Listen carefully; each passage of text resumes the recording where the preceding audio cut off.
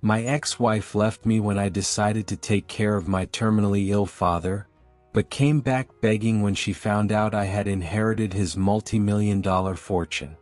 I'm 36 years old, was married for 8 years and have 2 children. I'm also my father's only child.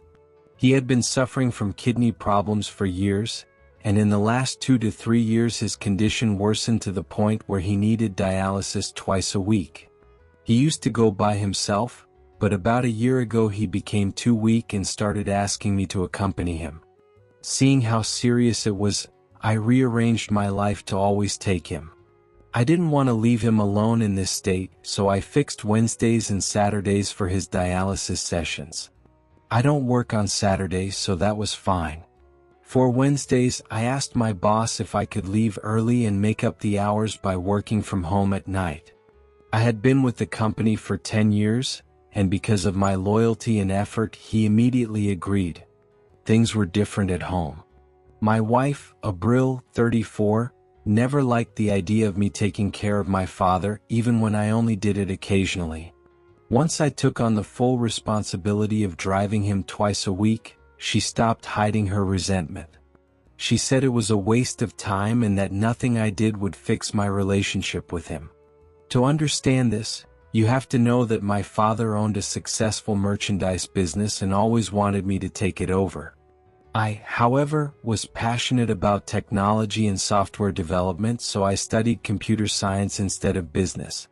At first he accepted it, but he was deeply disappointed when, after graduating, I chose to work for a tech company instead of joining his business. Even after I got married, I turned down his final offer to join him. That's when he decided to donate his entire fortune to charity instead of leaving it to me. I stood by my decision. By age 29, I already owned my own car and house and knew I could do well without his money. Our relationship cooled after that, but I still felt responsible for him now that he was sick. 5 years ago, my mother died suddenly of a heart attack, which devastated my father. I had moved out at 17 for university and then lived independently, so my mother had been his only companion. Her death hit him incredibly hard and brought us closer again. I started visiting more often, brought my kids to play with him, and little by little we rebuilt our bond. Around that time he transferred full control of his company to a charitable foundation. Abril never got along with my parents, especially my mother, whom she considered intrusive. When my father announced he was cutting me out of his will, Abril began openly criticizing my parents, calling them cruel and shameless. I always asked her not to interfere in my relationship with them, but she insisted it affected our future and our children's future. I assured her we would be fine regardless of my father's money, but she didn't seem to understand. When I started taking my father to dialysis twice a week, Abril got furious. She couldn't see that he only had me. His parents were long gone, and although he has an older brother, he lives far away and rarely visits. My father had been terribly lonely since my mother died, and in his current state I simply couldn't abandon him. Abril, however, refused to understand and began making everything difficult. Every Saturday she would schedule something: parties, deep cleaning, outings with the kids, shopping, and then complain when I arrived late or didn't participate because I had to take my father. I told her she could plan whatever she wanted on Sundays, but she ignored me. The same happened on Wednesday nights. I had to make up work after dialysis, yet she would go out and leave me with the kids, so I ended up rushing between work tasks, cooking, feeding the little one, and everything else after an exhausting day. The situation became unbearable. My father even suggested I hire a nurse to take him so I wouldn't be so stressed, because he could see how tense I was. I used to rush back home the moment I dropped him off, and I even asked him to be ready and waiting outside when I arrived to pick him up. Although he has a full-time nurse and caregiver, I still felt bad not spending more time with him. The 30-minute drive to the dialysis center used to be precious. We talked, remembered old times, but because of Abril's tantrums I only worried about getting home as fast as possible. Her main argument was that it made no sense to help my father since he had disinherited me and given everything to charity. She saw it as wasted time and energy. I couldn't understand her reasoning. Do we only do things out of self-interest? What if someone's parents were poor? Should their children abandon them because they have nothing to offer? After months of enduring her outbursts, I finally told her that by her logic she shouldn't visit her own parents either, since she wouldn't inherit anything from them. That enraged her even more. She said her parents had done far more for her than my father ever did for me, had always supported her, and would never disinherit her the way my father did because I refused to run his business. These arguments became constant, especially on Wednesdays and Saturdays after dialysis, and grew uglier each time. She went from arguing only with me to yelling in front of the children and bad-mouthing my father to them, trying to turn them against us. When I caught her doing it, another huge fight broke out. Fights with Abril became routine. On the rare days we didn't fight, it felt strange. I basically gave up trying to fix things with her. It wasn't worth it anymore. I started ignoring her completely, treating her as if she didn't exist, because I wasn't going to abandon my father just to please her. I felt partly responsible for him cutting me out of the will.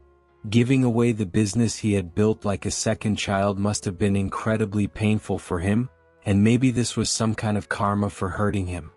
Meanwhile, his health declined rapidly. He could barely walk, needed help getting in and out of the car, and struggled to breathe.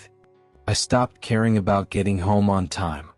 I now walk as slowly as he needs, carry him carefully, drive gently so as not to stress his heart, and make sure he's comfortably settled in bed before leaving. Getting into another fight with Abril is no longer something I dread because it happens anyway. My relaxed attitude made things worse at home. One day Abril gave me an ultimatum: choose between her or my father. I tried to explain that my father wouldn't be around much longer given his condition, and she coldly replied that I should choose carefully: someone who would be with me forever or someone who would soon be dead. That was the cruelest thing I had ever heard. I told her I would rather choose my father over someone so selfish and heartless.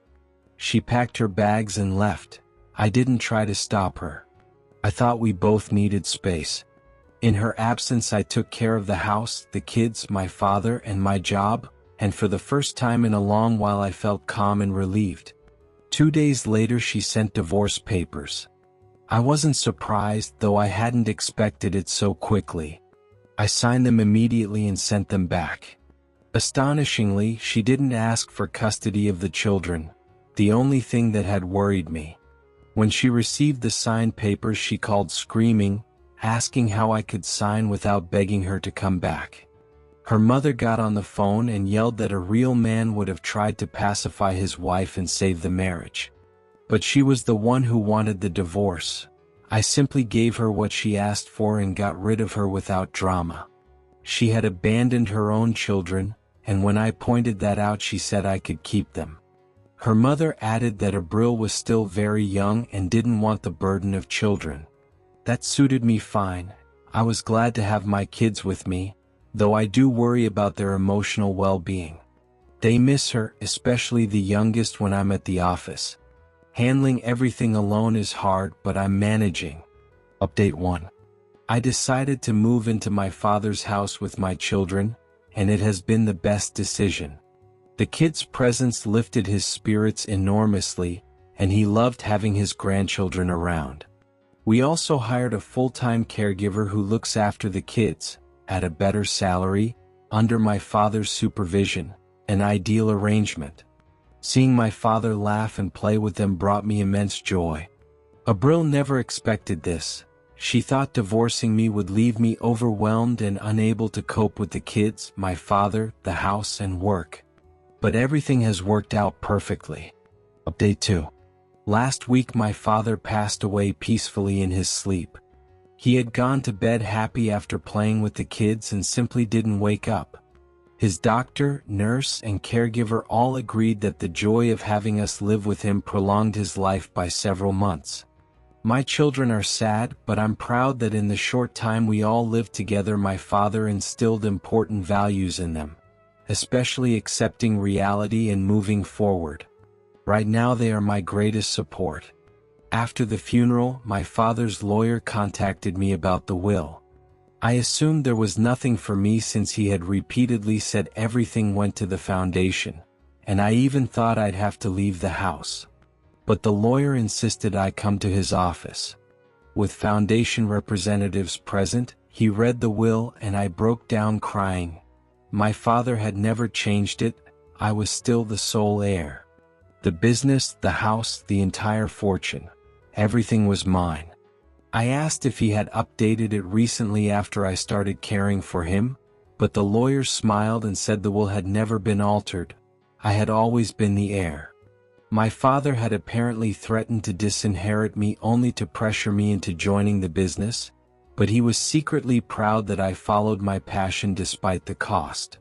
Overwhelmed with emotion, I decided to take over the company to honor his memory and fulfill the dream he had for it.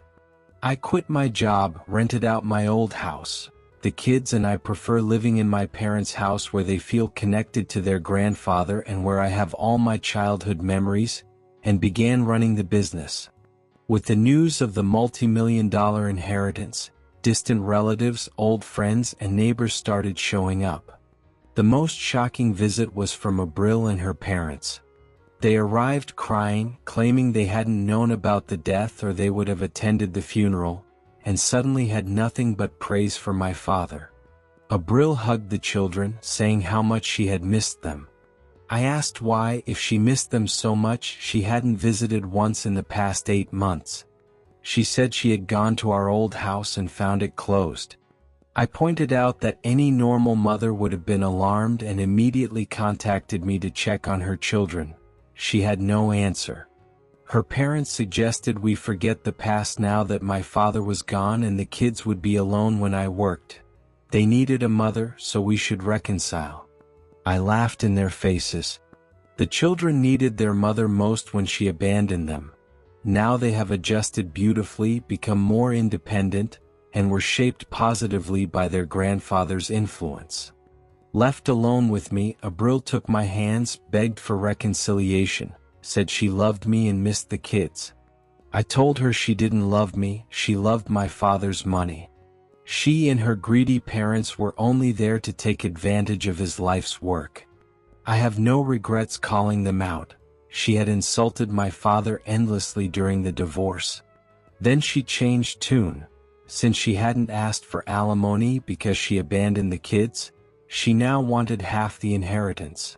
I told her she could try whatever she wanted but wouldn't see a single cent. She left screaming insults. My lawyer confirmed she has no legal claim. The divorce was finalized a full year before I received the inheritance, and I have full custody. A friend warned me to be careful about letting her near the children in case she tries to manipulate them, fight for custody, and then demand child support money. I'm heeding that advice and spending as much time as possible with the kids to help them through their grief so they don't feel the need to seek comfort from her. Running my father's company gives me the flexibility I need. In fact, I'm planning a vacation to the Bahamas with the kids. They deserve it, and now I finally have the time. As for Abril, she hasn't contacted me since that visit. I assume she's still busy shopping for lawyers willing to take her hopeless case.